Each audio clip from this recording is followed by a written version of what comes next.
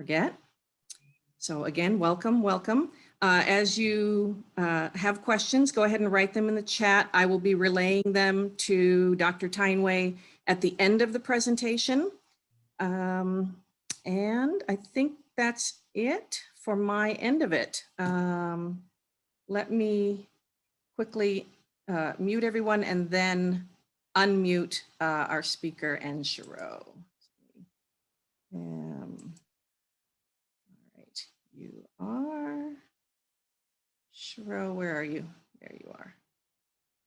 Want me to do it? I did it on my end. I'll get it. Perfect. All right. Okay. I'll turn it over to you, Shiro. Well, welcome, everybody. Thanks for joining us again for another virtual meeting. I'd like to introduce our speaker today, Dr. Dody Tyneway Roby. I think I said that right. She has worked in veterinary medicine for over 40 years, and looking at her, you couldn't think that. She started as a kennel attendant. Sorry, that's the puppy in the background. Started as a kennel attendant in high school. Dr. Tyneway graduated with honors from the University of Florida and completed an internship at the world-renowned Animal Medical Center in New York City.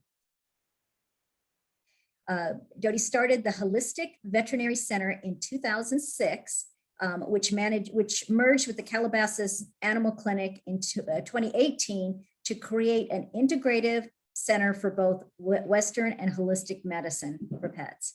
I think it's just for pets. I don't think you see humans, do you? Okay, just want to make sure. When she's not working and helping all of our animals, she competes in agility or has competed in agility. She's now competing in herding. And apparently her whole family has completely gotten into AKC Scentworks, which I love too. It's a great sport. So I can understand why they're all into that. Dody stated when she sent me her bio, "My passion is integrative medicine, incorporating holistic modalities and nutrition into treatment plans." So that kind of gives you an idea of her philosophy as a holistic vet. And very impressive, she has multiple certifications. These includes being certified in veterinary acupuncture by the International Veterinary Acupuncture Society. She's certified in chiropractic by the American Veterinary Chiropractic Association and the Integrative Veterinary Medical Institute. And she's certified in herbal medicine by the College of Integrative Veterinary Therapies, Physical Therapy and Rehabilitation, as well as physical therapy and rehabilitation by the Canine Rehabilitation Institute. So this is a very skilled and educated and highly experienced vet that we have the pleasure of having speak to us today about feeding our cats and dogs. And thank you for sharing your cookbook as well. You should have received, as part of your invitation to the Zoom meeting today, a link to go to Dody's website and download the Holistic Vet, what is it called? Can't see the whole name of the title of the book. Cookbook. Holistic Vet Cookbook. Okay. Yeah, Holistic Vet-Blend Cookbook, basically. Yeah. Okay, wonderful. So welcome and thank you so much for joining us today and sharing your vast knowledge. Thank you. Thanks for having me, everyone. This is something I've been working on for a long time, and actually the product is waiting to be received at a fulfillment center on Monday morning. So it's with COVID, you have to make an appointment to get your shipment received. So it's finally has real labels on it and it's ready to go. I've been selling, Yvonne will tell you, I've been selling these little packets at my office for years and mixing it all at home. But finally, I'm getting it mixed by a place that only does human supplements and does all the testing, heavy metals and toxicological testing and everything. So it's a really quality product. And I'm excited to tell you about it and talk to you about options for making your life and your pet's life a little bit easier. I know the thought of cooking for everybody, even like yourself and your family, is daunting, but I kind of make it so that I'm kind of cooking for everyone at the same time. and I'll give you a couple of my tips and tricks of what I do. But so it's just a little bit about me and my why. These are my pets. I have Starlet, and she and Violet, my kitties, they're seniors. So I'm working on actually a senior formula for older kitties to be a little easier on their kidneys and have a little more B vitamins and fiber for them for their digestion. So that's kind of in the pipeline as these guys age. But these guys were my testers for the cat food. And then of course the dog food, Ellen, my border collie, who's 2 now. And then you all know Star, and that's Big and Pierre. Do you guys see my pointer when I move around? Can you see the pointer or no? Yes. Okay. So anyway, it's to tell you a funny story about my cats, that I came up with the dog blend first, but I've been like working with a zoo nutritionist, and she and I go back and forth. And initially I was incorporating organ meat into the food. So I would go to Vallarta and I would get kidney and liver and heart and try to, mince it up and present it just so. And they literally would just walk away. And I would be like, what? All that work and you're not going to eat the food? And I would get out my blender and I would change the consistency and I would do this and that, and they'd just walk away. So I had all sorts of, one blend had pumpkin in it. Then I realized they didn't like the pumpkin.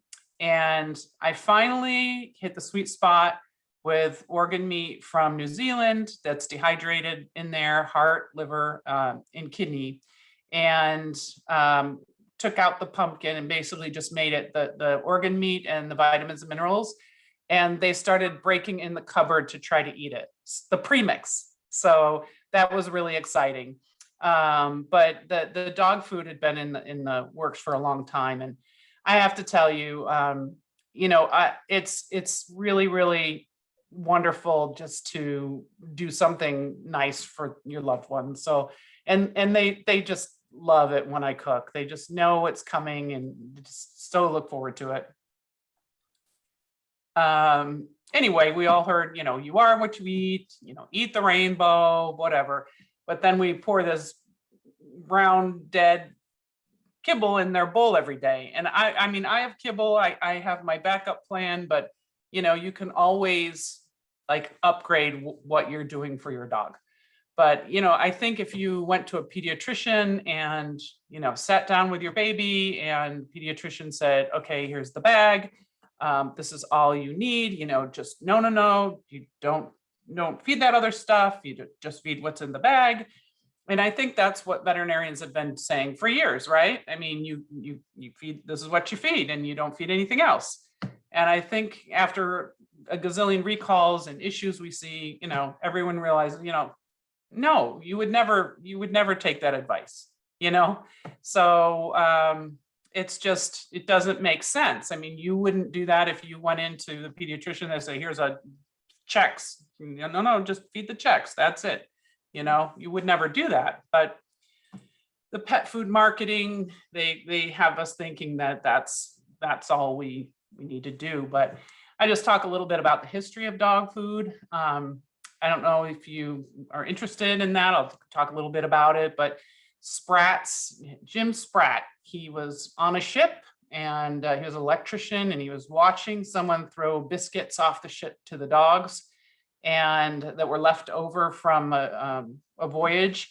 And he had an idea. Well, I think I'll turn that into a dog food. So he came up with these 50-pound bags of biscuits that he made from wheat, vegetables, beets, and beef blood. And he sold them for the cost of a typical craftsman's like wages in a day. So it wasn't inexpensive. And he was marketing it towards, upper class. And it was actually on the cover of the 1889 AKC magazine, if there is such a thing. But yes, so it's been around, he introduced it, the idea. And I think if you look at those, it looks like maybe a Jack Russell, little chubby there. Anyway, So then World War II came along, and in that time, Kennel Ration, I think, was developed the canned food, and they were rationing tin. So then canning became difficult. So they started trying to make dry food, and Purina used their Chex machines to make dry dog food. And the extrusion process was developed in 1956. And pretty much that's how all the dry food was being made. And I think that's when the rise of all of the, the Hills and the Purina and the Royal Canin, all the big companies came along, and then they developed their veterinary lines and whatnot. But I think the pet food industry kind of revolved around using a lot of what's left over from human production, or whatever's being used for humans, whatever's left, to go, oh gosh, here's some beet pulp. What can we use this for as a source of fiber? Or we've got, some cellulose or whatever left over from production, they would put it in pet food. And I think they're having done that over the years kind of led to the grain-free movement. Like, people are like, well, no, we don't want all these, byproducts of production, but some of them probably actually have some decent biological value, but a lot of it doesn't. So that's why everybody became skeptical, especially with the recalls. And it convinced us that, everything is in that bag.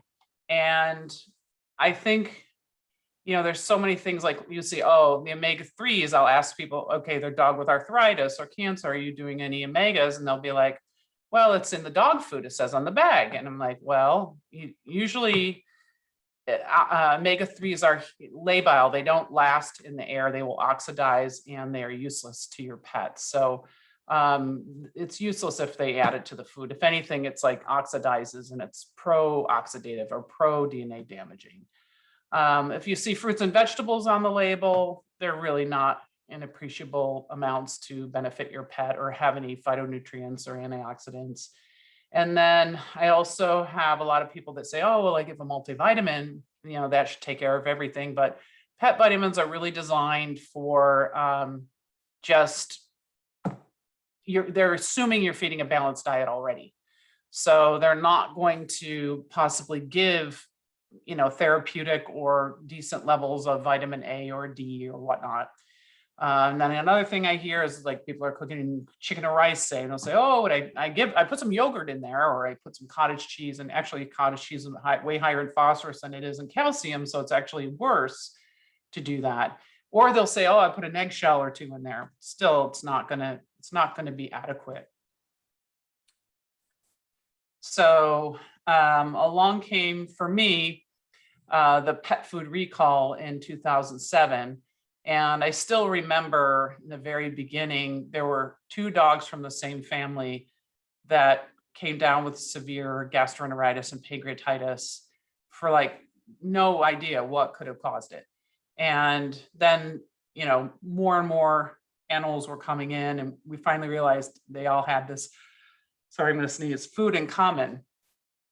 Ooh, sorry. Anyway, so after the recall, we realized, people were terrified, because I think it's something like 150 brands of food that were affected.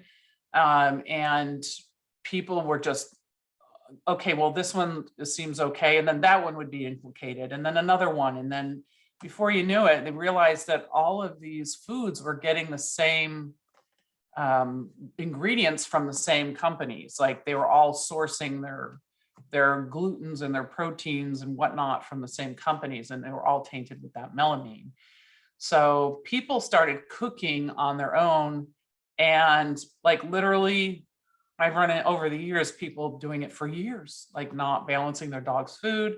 And for a while, it's not going to cause a problem, but over time it will. And you can have deficiencies in, bony development, softening of the bones if the calcium is not right. A lot of, skin and coat issues and gastrointestinal issues. But people over time, like I said, I was like, got to come up with a solution. So I started ordering a premix from Canada, and it's called Urban Wolf, and it had the cleanest ingredients that I could find. At the time, I realized all of the sweet potatoes, pretty much the dehydrated ones, are coming from China. And I was like, okay, I mean, like literally almost all of them from China. And this one company was getting most of their ingredients sourced from Canada. So I was like, okay, that's got to be, better. So I imported it. You had to pay an international fee to bring it in. And like my cost for a large bag that might feed a dog for a couple months was like something like $80. And so I would have to mark it up from there. Granted, it was quality ingredients, but the dehydration process is kind of silly if you think about it. I'm like, why are they putting all these sweet potatoes in there and these dehydrated vegetables? I mean, wouldn't the consumer just want to put in their own sweet potatoes, right? So I decided at that point, after using that one, I don't know, there were a couple others I can't remember over time which ones I used, but I was like, this is ridiculous. And I reached out to a nutritionist who comes out to the LA Zoo, and she's basically an international expert in zoo nutrition and balancing rations and whatever, finding out where there's deficiencies, fixing them. And she sold me some software, and I started trying to go through some of the diets that my clients were feeding, thinking, oh, okay, well, I'll at least help them figure out what they're missing, and then I could just tell them what to add. And it was like, I went out to the St. Louis Zoo where she was working at the time, and they showed me how to use the software. And it took me literally like a day to go through what one person was feeding. And I'm like, this is not going to work. So I basically talked to her and said, look, can you help me come up with something that I can balance the food where the client can choose their protein, choose their vegetables, choose their carb, and not, be dependent on, this dehydration process. So she actually has worked with me over the years, and we initially started out trying to satisfy all of the requirements for the trace minerals and the vitamins with whole foods. And that quickly became really complicated because you can't always guarantee like spirulina. If you almost add too much spirulina, then dogs will get diarrhea. So spirulina is a great source of not heavy metals, trace minerals. And it's just a really phytonutrient packed food. So I try to use that, and I couldn't get like consistent sourcing, and I found a lot of dogs were getting diarrhea. So basically, I'm just, my whole point of this is like, I went through all these different iterations of, adding like chia seeds to get some more omegas in there, and found some dogs were sensitive to those. So I kind of whittled it down over the years to make it what it is now, and finally got it down to the recipe that it is. But let's see. The other thing is many homemade diets, most of them are deficient in vitamins and minerals. And so I decided to eliminate the unnecessary dehydration of the vegetables and only include what is necessary. Let you choose what you want. Let you choose whether you want to feed organic, humanely reared, sustainably sourced, whatever's on sale, wherever you shop. Come up with some options for you. So my whole thing too is I would want it to be doable for people because I know how busy everyone is, and with my own life. And I really feel like, if there was an earthquake or something happened, you'd have to have some sort of a, backup healthy food that's, in your cupboard. You can't always prepare, and you can even just upgrade what you're feeding with some homemade food. The exception is cats. Cats really, if you cannot feed your cat kibble, you won't be at the vet. Cats really if they never see it, it's probably the best thing you could ever do for their health.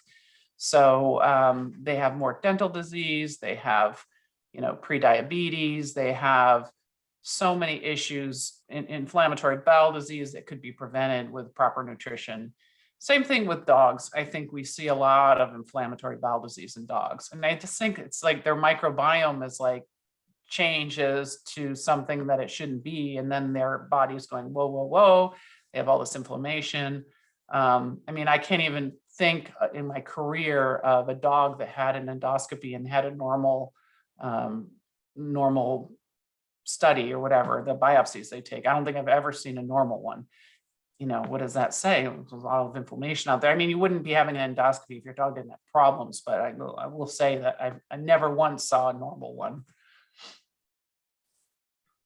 So anyway, just talk about some different topics for what's important about balancing a diet. The calcium phosphorus ratio is very important. Some people add like cottage cheese, and cottage cheese would be higher in phosphorus than calcium. And these things, when they're not in the right ratio, will displace each other. So it's really important that that's in balance. The other vitamins, A, D, E, B, that they're added, trace minerals. We all hear a lot about taurine, especially in cats. They are so dependent on taurine, and dogs as well. We're seeing a lot of dilated cardiomyopathy and issues with dogs. I'll talk about that a little bit. And the omega-3/6 ratio, that's important. When you have too much 6 and not enough 3, you tend to have more inflammation. And a lot of these diets, at least the studies have shown, are deficient when people are just kind of winging it. So one thing that is really, really important, and I have to say probably in the last 5 years I've been focusing more on, even before COVID, is how important vitamin D is for health.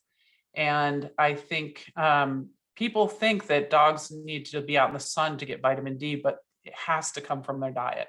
They do not make it by their skin being exposed to the sun like we do. So they must get it added to the diet, or in like egg yolks, fatty fishes, or fish oils, but most foods have to add it.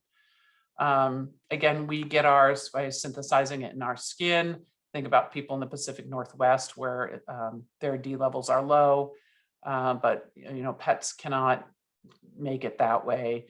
So one thing about vitamin D, it increases your risk of having cancer. In dogs, they've shown lymphoma, mast cell, hemangiocarcinoma, histiocytic sarcoma by 4 times. It's also found to be low in inflammatory bowel disease and many immune-mediated diseases, heart disease, chronic kidney disease.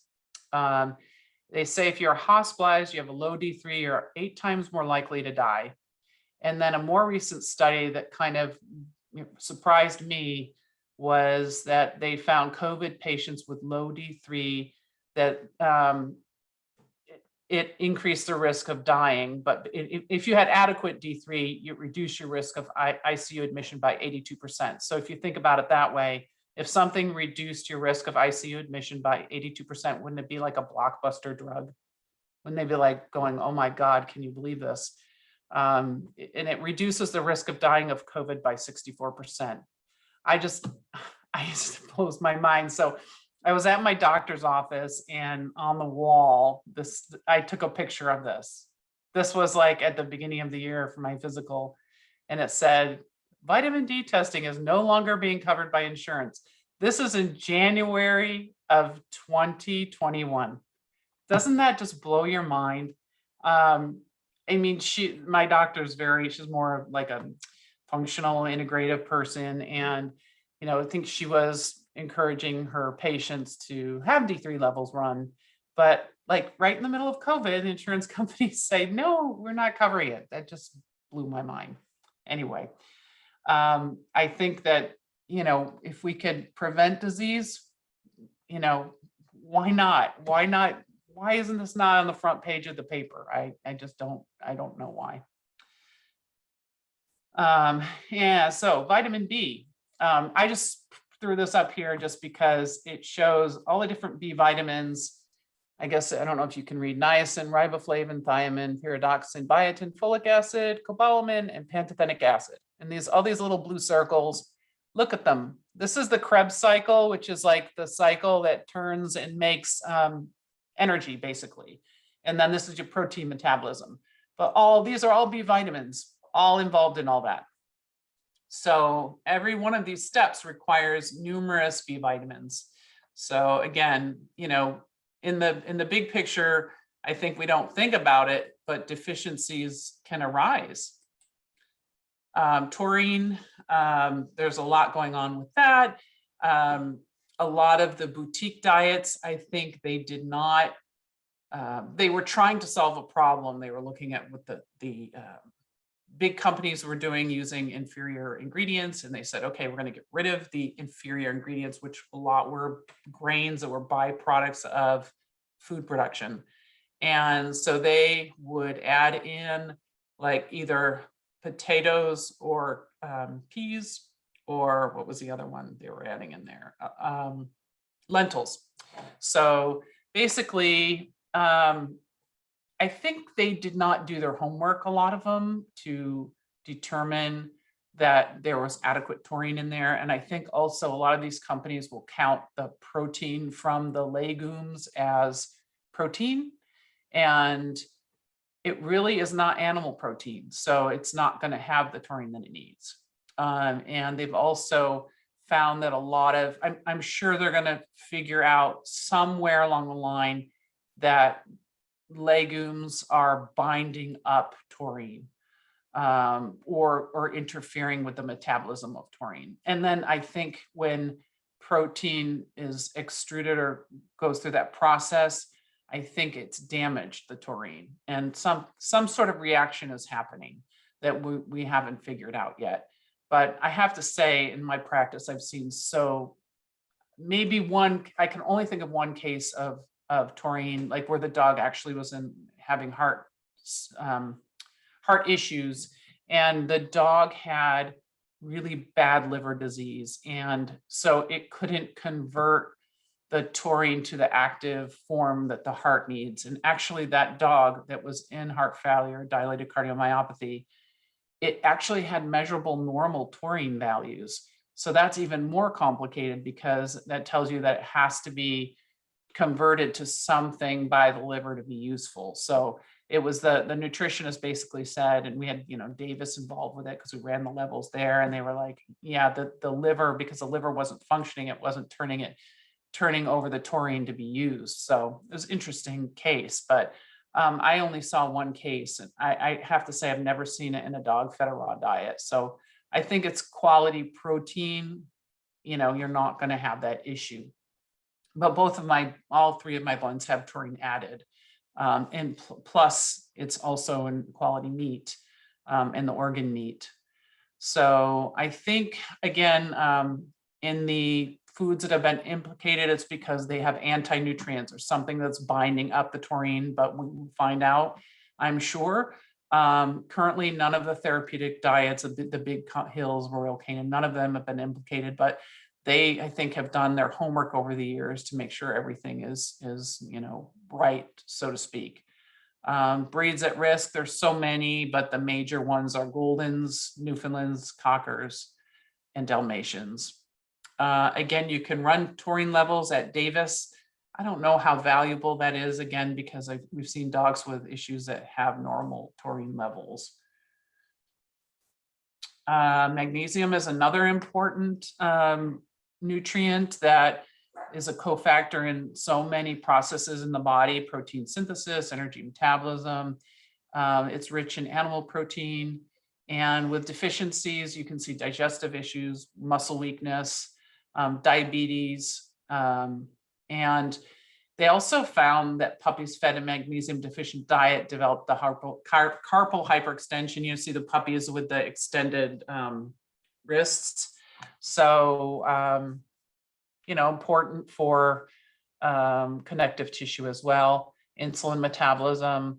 And they say it's rampant deficiency in the Western world due to the consumption of processed foods. It's also important in vitamin D3 metabolism. to help vitamin D3 get activated to the active form. You need to have sufficient magnesium. Omega-3, 6, and 9, that's also important. I think, when you have kibble, it has higher omega-6 than omega-3. If you think about people, the Mediterranean diet's a diet that is less inflammatory. Same thing with dog food, highly processed, fat, oxidizing in a bag, it's going to be higher in omega-6 than 3. Omega-3s oxidize it. Think of that fishy smell when you smell that's basically oxidized omega-3s, and it gives that that odor. And they also, if they add it to the food, by the time it gets to your pet, it's probably not really bioavailable to them. It's best if you would just add your omega-3s when you serve your food. So here's the cookbook. Hopefully you guys all get a chance to download it. It's also uploaded to Kindle, and I think even if you don't feed Holistic Vet-Blend, you'll just have fun reading it. And I'd really appreciate it if you guys download it and you like it, if you would spend the $2.99 and write a review for me, just so I can get some exposure and get the word out there about cooking. Basically in there's a quick start guide on just looking at cooking methods, the different recipes that are out there, and recipe ideas. There's bone broth recipes and treat recipes, and some, chapter on, just allergies and supplements, that kind of thing. So the first recipe that I have, it's called a limited ingredient blend. And this one is basically more of a basic diet for if you're feeding like chicken and rice with carrots, or just like this one was more like, okay, senior dogs, more basic food, that's a less complex recipe. And each canister makes 6 recipes, and let's see, 8 recipes. I'm sorry, 8 recipes. And it's about 5 to 6 pounds of food each. So 45 to 50 pounds of food per canister. And this is mixed again in a human facility with only human grade ingredients. When they arrive there, they're tested for contaminants, heavy metals, bacteria, everything. It's a really quality company. And I was really lucky to find them because I was trying to import grass-fed liver, heart, and kidney from New Zealand. And I was having to order a ton at a time, and it was not in my budget. So this company actually orders it for supplements they make for humans. So they agreed to sell me small amounts while I developed my blends, which was really great. And then when I was ready to pull a trigger and order like 1,000 canisters, they did it for me, but they were really great helping me. So here is like the recipe, the fine print. It's basically pretty basic. Your calcium, your trace minerals, in your vitamins. And this is just very basic, like chicken and rice, and there's some broccoli and carrots in there. The regular premix has more, it has the grass-fed beef liver in there, and it also has more ability to add different vegetables in there. Same thing, 8 recipes, 45 to 50 pounds of food, or 12 to 14 cups per recipe. This is one of the recipes. It has, you can see there's blueberries in that one, peas and carrots, and I like another green leafy. I like using kale and broccoli in my recipes too. So here's the 2 blends side by side. Both blends have 3 pounds of meat. You choose, and then your carb source, whether you want to use, potatoes, quinoa, brown rice, macaroni. You could use barley. I like rolled oats. It's a good soluble fiber source. And if you have a dog that like Star, who likes to pack on the pounds, that's good for her. So you see that the limited blend just has chopped carrots and 4 ounces of either broccoli or kale chopped up. You know, dogs really like kale when it's cooked. I think they don't want anything to do with it when it's not, but when I chop it up nice and fine and I saute it with the meat, they love it.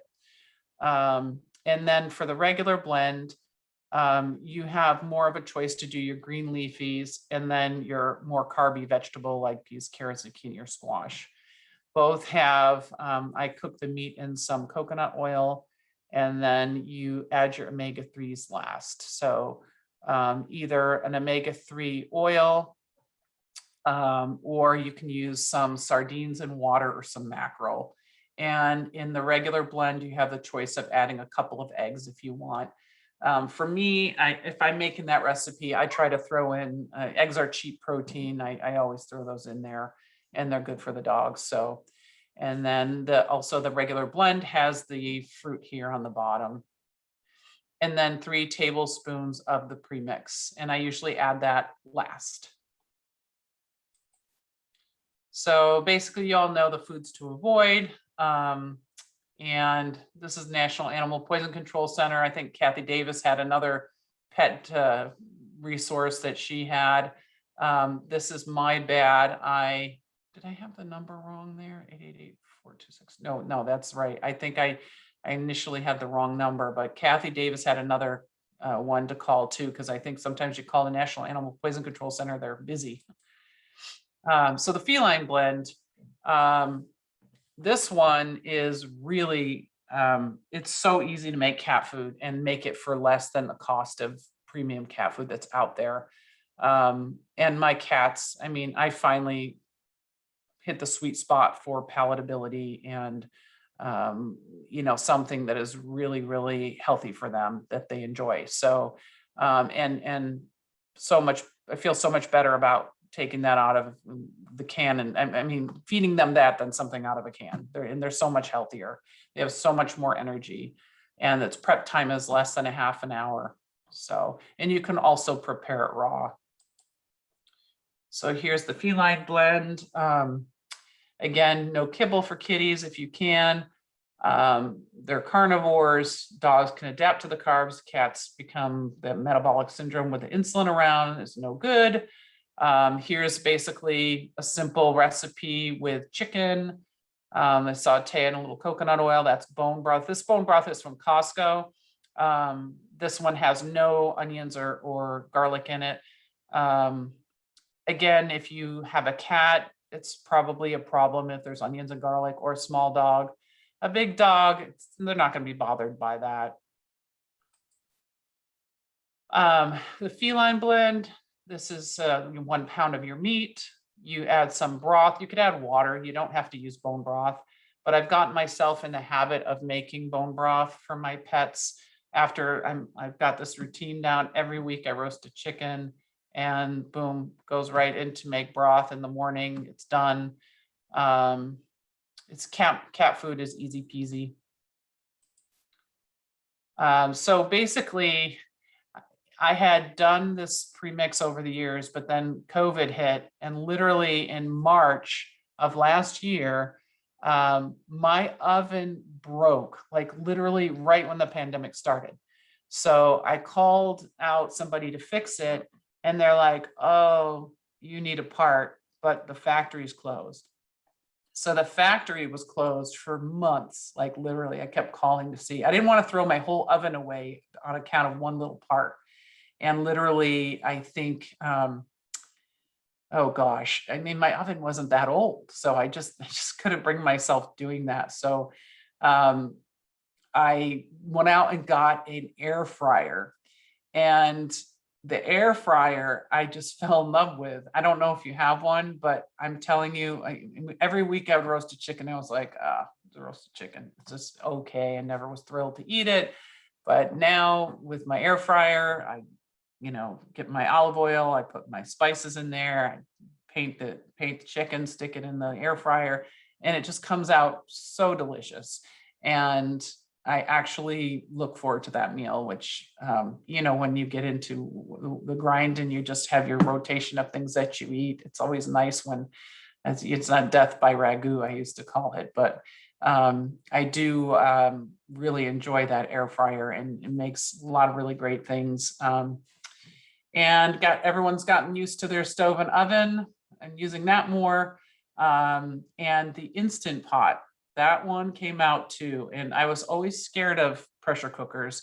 And I don't know if you have an Instant Pot, but really the only thing on that is that little valve on the top. You do not want to vent it with like anywhere near where the steam can shoot out. So you just use a spatula or a spoon, a large spoon, a long spoon, and just vent it. Or better yet, if you're really scared of it, just let it vent on its own, and it will do it like in a half an hour. It'll be completely vented. You don't have to bother it. But the first few times, if you're not patient and try to vent it, it might scare the bejesus out of you. So it's really a great way to cook, especially if you want to cook like a big squash or something that's really annoying. It's like bada bing, bada boom, it's done. And I also learned a lot more about the different functions by cooking my dog food in it. And of course, the slow cooker, the tried and true old friend. And then you can also do the food raw or gently cooked. So here's the Instant Pot, and let's see, I don't have the vent on the top, but you've got this pressure cook setting, and you can set the timer here. And this is the saute function, which I never realized that the saute function was, but you put your meat in there and you basically saute it, and then you throw your vegetables in and put the top on. And like if you say sweet potatoes, it's done in 3 minutes. It's crazy. So yeah, I just lightly cook the meat first, and then I throw everything else. The longest thing it takes in there is the brown rice, which is like 20 minutes. So everything else is like zoom, zoom, zoom, done. Here's the chicken in the air fryer. You got to try it. They have these at Costco for like, I don't know, $40 or $50. But they really crisp the outside of it, and it's really juicy on the inside. So, and then the next day after we eat the chicken, I throw it in the Instant Pot. I set it for 2 hours. I turn off the keep warm function. So it basically makes the bone broth, and then otherwise it'll keep it warm overnight, and I don't want that. So I want it cool in the morning. So when I wake up, I just take the bone broth out of there.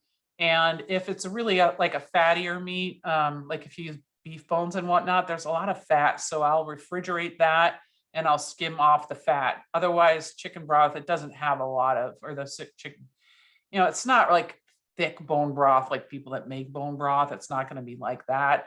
But I don't know about you. I think that's kind of icky myself. It's just not, if I want stock, I don't want big, thick gelatinous stock. You can also make your bone broth from a rotisserie chicken leftover. Just keep in mind, like the amount of salt that is in some of those for your pets. I mean, most pets are okay, but if you had a senior or a dog with kidney disease, you might not want to use a rotisserie chicken for your stock. Let's see, freeze up. I just freeze it up if I'm not ready to use it, and I use it either for soups or for my pet food. Here's the bone broth. This looks like a brown rice recipe. So I'll just throw the bone broth in there for the brown rice, or you could use water. You don't have to use bone broth. And basically, another thing that I do is I'll use the bone-in meat when I make pet food, because like these thighs were 87 cents a pound. So it's pretty darn easy to actually pull the bones out of there. There's a little trick where you cut around the drumstick and then you just pull it out, and then you just cut down the middle of the thigh. Of course, this is flipped over. Just cut down the middle, you cut the bone out, and then I take all the bones, I freeze those up, and when I make bone broth, I put it all together. Same thing, I save my veggies, my veggie trimmings to make my stock. This is a meat grinder I bought off of Amazon. It was, I think, $78. It's so easy to use. I thought, oh, what am I getting myself into? This looks complicated. It was quick, easy. The only annoying thing about this is that you have to wash everything in soap and water. You can't use a dishwasher for it. So I don't know why it is. I think this is like some sort of a metal that is not dishwasher safe. So that's the worst thing about it. Places to shop for ingredients. I like Costco. They turn their things over quickly. I don't go to Sam's Club, but I think they do as well. Sprouts also always has grass-fed beef on sale for like $4.49 a pound, which is pretty good price for that. The neighborhood butchers. I don't know where you guys go. I've gone over to Green Acres. I haven't been to Jim's Fallbrook Market, but I've heard good things about it. Sometimes I'll make food with gizzards, and some of these markets want you to buy like a box of 10 pounds of gizzards, which I'm not going to do. But if you go to like Vallarta, they always have gizzards. They have heart. They have usually, I don't use liver because it's too much. It's too rich and too much vitamin A and D. But you can always use as much heart as you want in there. And I think they get their organ meat from Omaha, the Omaha Steaks people. I think it's quality heart, and I grind that up with everything else. And then of course, Whole Foods always has the chicken feet, hearts, and gizzards. I don't know if you ever go to the meat case at Whole Foods. They've got all the little chicken feet. It's kind of scary, but they look like they've been manicured practically.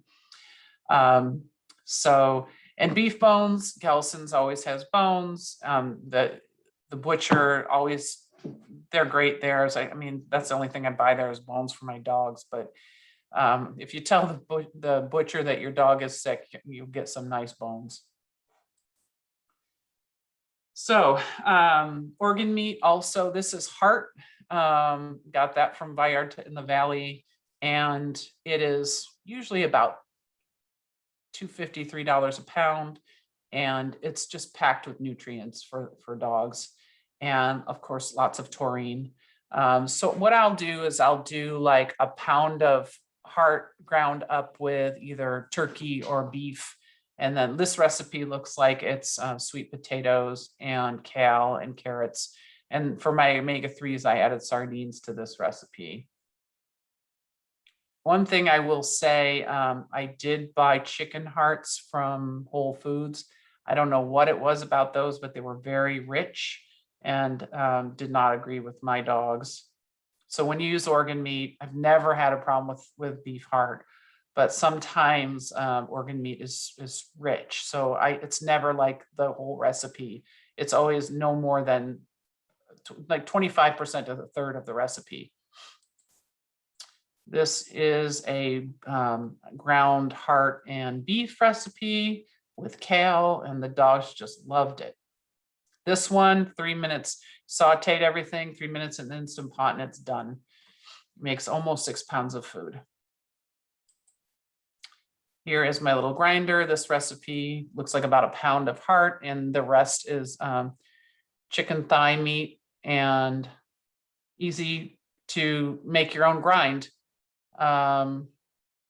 This recipe looks like it was a baked recipe, and this recipe, my friend Rita helped me develop this because I'll tell you a little bit more about Rita, but you layer the rice on the bottom, you put your broth in there, you cover the meat over the top, and then you cook it for about an hour and a half covered. And then you take the cover off, you put the vegetables on top, put it back in the oven for about another 45 minutes, and then take it out and mix everything together, add the premix last.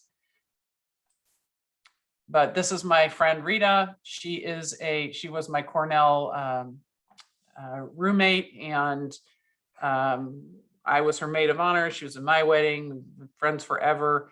She actually turned out to be a human physiatrist rehabilitation doctor. So she works basically the human equivalent of what I do for dogs, she does for people. And she's really into manual medicine and osteopathy. And so she has a busy life too. And she took the premix and she did this baking thing. She developed the way to put your carbs on the bottom, layer the meat over the top, cook it, pull it out, put the vegetables on top and finish it. And she was like, this is the easiest way to do it, Dody. Because, you know, she's got a busy practice. She wants to take good care of her dogs. And these are her little dogs here. She did this for me, this Bon Voyage 2020 feast. And so we'd go back and forth with our fun recipes. She did one with like game day fried rice, and she had her little dogs in OSU uniforms. It was really cute. But anyway, that's, I think, it for now. I would like to answer questions for you guys. And I'm going to beg you to go on social media and like and follow and whatever else you're supposed to do there so that we can get some exposure and hopefully get the word out about an alternative for people for cooking. And if you guys want, if you do so, I will pick some people for some prizes. I've got some t-shirts and some premix and some aprons. So hopefully I'll look out for you guys. I'd love for you to promote it. I'd really appreciate it.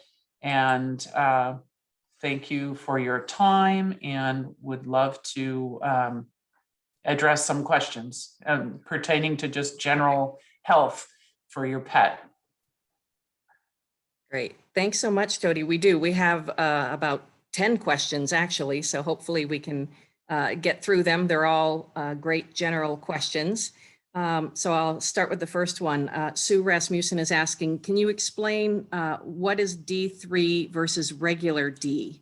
And where can you get it to increase your levels? Okay, so there's a whole process where I think calcitriol is activated D3.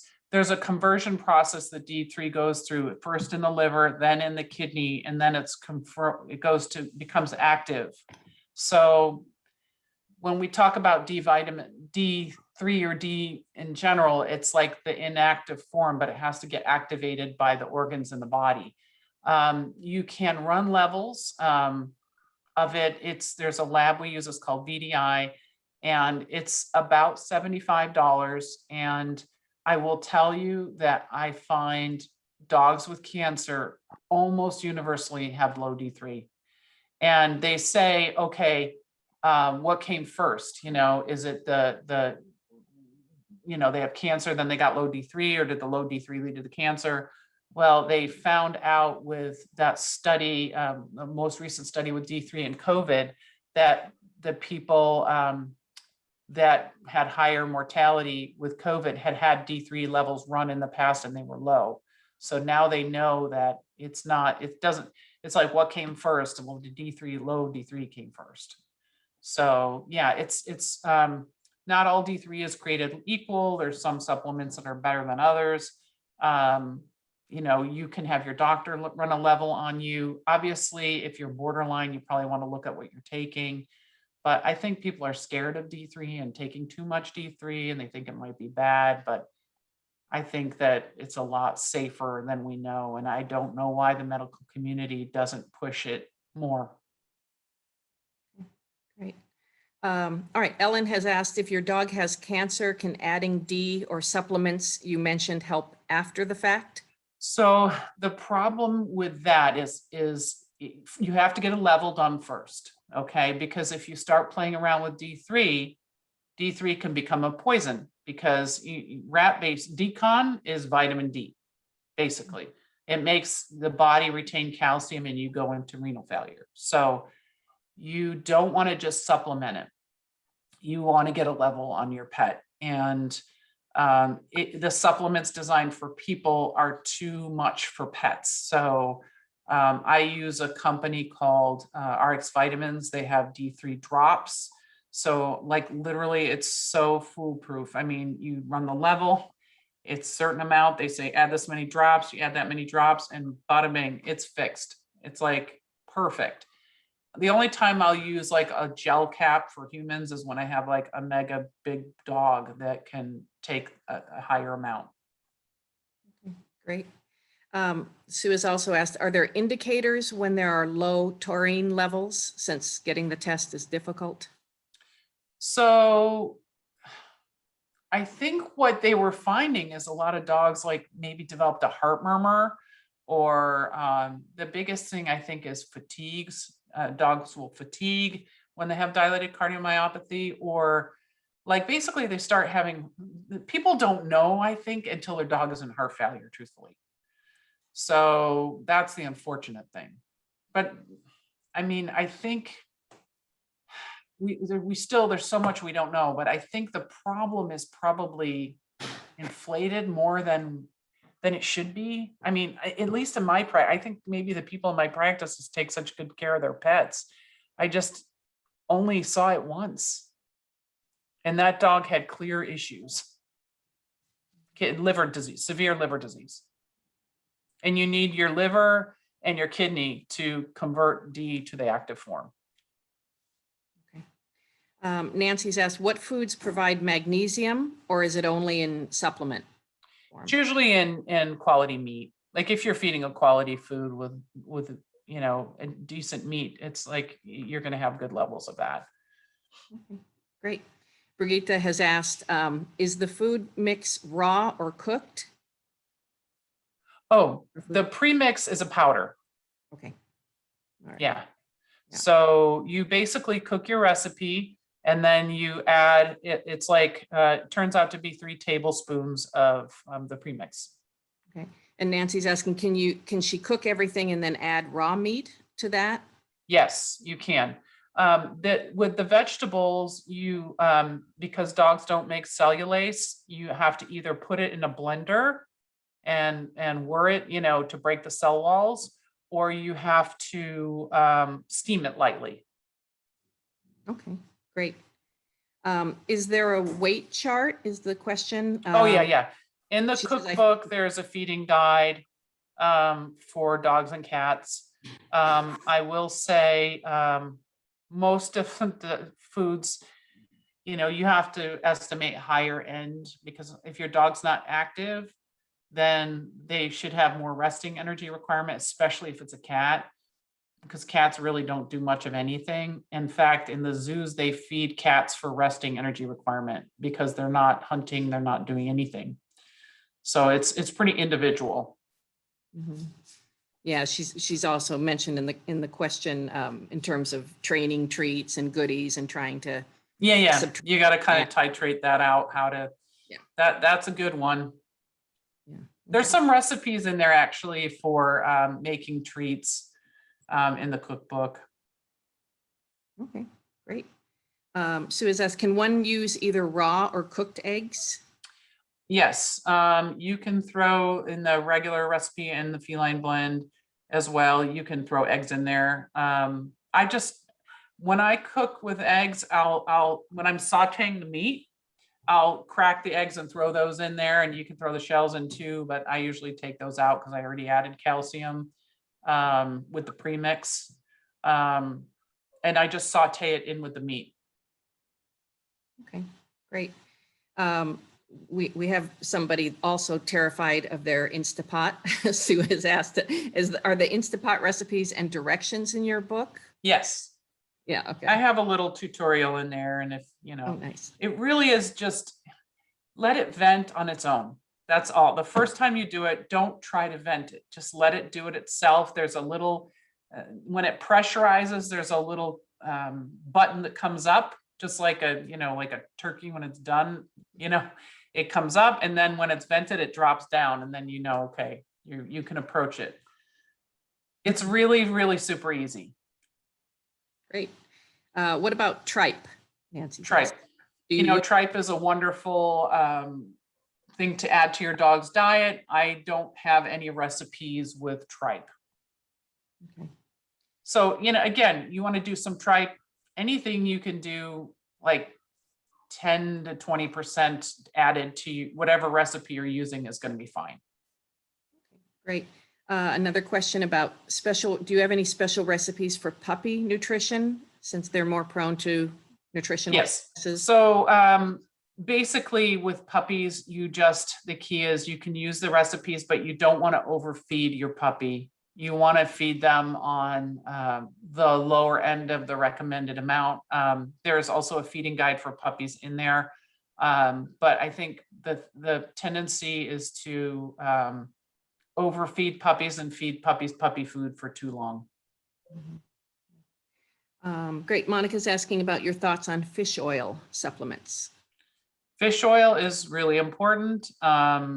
Every dog should, have it either added at the time of serving or cooked in the recipe with some salmon or some mackerel or sardines. Sardines and water are so easy to do, and they're cheap. Okay, great. Wow. Well, you got through those questions. That's Good. wonderful. I don't see any more coming in the chat. Maybe a couple seconds, see if anybody wants to add some last minute questions. Yes, you once recommended whole husk psyllium, and Nancy loves it. Can I still use it? She asks. You can. There is psyllium husk in the recipe, in the premix as a fiber source, but it's kind of like, I think you can overdo it with psyllium. If you see like a mucousy casing on the dog's food or the dog's stool, you might be adding a little too much psyllium husk. So okay. Monica's asking about smoked salmon. Is that the same as raw salmon? You're not supposed to feed raw salmon to dogs, but I'm not sure if smoked salmon is considered cooked or not. I don't generally feed anything smoked, but sorry, I can't answer that one. All right. Allison's asking about joint supplements. Still. So I know some foods will add it to the food, but I'm not a big proponent of that. I think, that's something that you want to pick a good brand that's out there. And I think the one that is kind of the gold standard that they've done the studies and the evidence that it gets into the joint, whatnot, is the Cosequin brand. I love their Dazaquin Advanced, which has the boswellia and turmeric in it, which is really amazing for inflammation.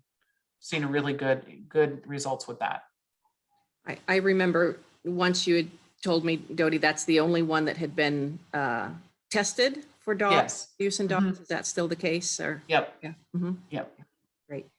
And then there's a question, is it necessary to use a pre-blend if you follow all the guidelines, including supplements, etc.? Use a premix, you mean? Yeah, I think that's the. So that the whole point is like, how do you know if your calcium phosphorus ratio is correct? How do you know if your vitamin D is correct? How do you know if your, trace minerals are correct if you're not following a recipe that's balanced, that's intended to balance? You know what I'm saying? So you're like, okay, I got my omega-3s, you might add some eggshell calcium and you're adding this and that, but you may have your calcium phosphorus ratio be completely off. You may not have enough omega-3s. Probably a telemarketer. Yep. Spam alert. Sorry. Yeah, so the whole point is like your vitamin D could be low. Your things that are important for metabolism could be off. And in the short run, will there be a problem? No, probably not. But in the long run, could you have a heart issue or a kidney issue absolutely. Okay. Great. All right. I think that last flurry of questions might be it for the evening. We've got a lot of people writing in the chat that they enjoyed it, that it was awesome. Thanking you very much, and I'll also extend a thank you, Dody. This was fantastic.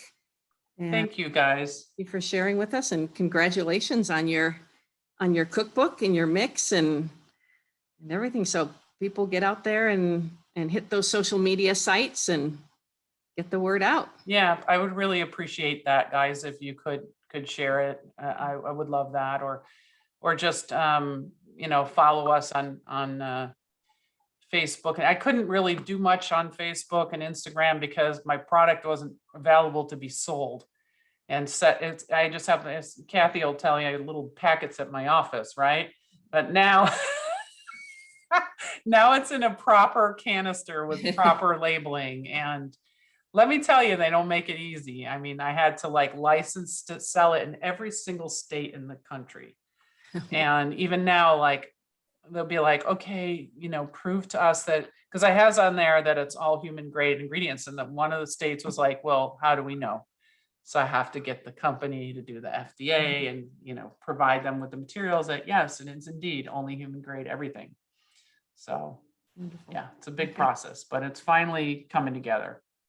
Wonderful. Anyway, thank you. You guys are my guinea pigs. My first, my guinea pigs for my first real batch will be going out on Monday. So Wonderful. I'd love for you guys to try it out. So would you, someone has asked if you'd like us to share the link to the book? Oh, I would be so Facebook grateful. pages? Okay. Yes, and if you, I didn't get to going on social media and making some graphics, but when I do, if you guys would share them with your friends and share that the cookbook is available for download. If you like it and you want it on your Kindle, it's $2.99, and I would love for you to leave a review. That'll also help me to get the word out there. And yeah, if you know people with cats, it's really, for cat food, I'm telling you that the crap that's out there, this is so much better and so much healthier and costs less than the stuff they're feeding cats. So Okay. Great. anyway, well, thank you again. I appreciate Great. it. We already have people got out on their Kindle already. Oh, yay. So, Oh, thank you guys. all right. No problem. Thank you so much. All right. All right. Thank you Okay. everyone for joining us. Thank Dody again. And oh, my puppy's calling Okay. for a break. All right. Thank you. We'll see everyone else at our next virtual meeting. And thank you again. All right. Take care, everyone. All righty.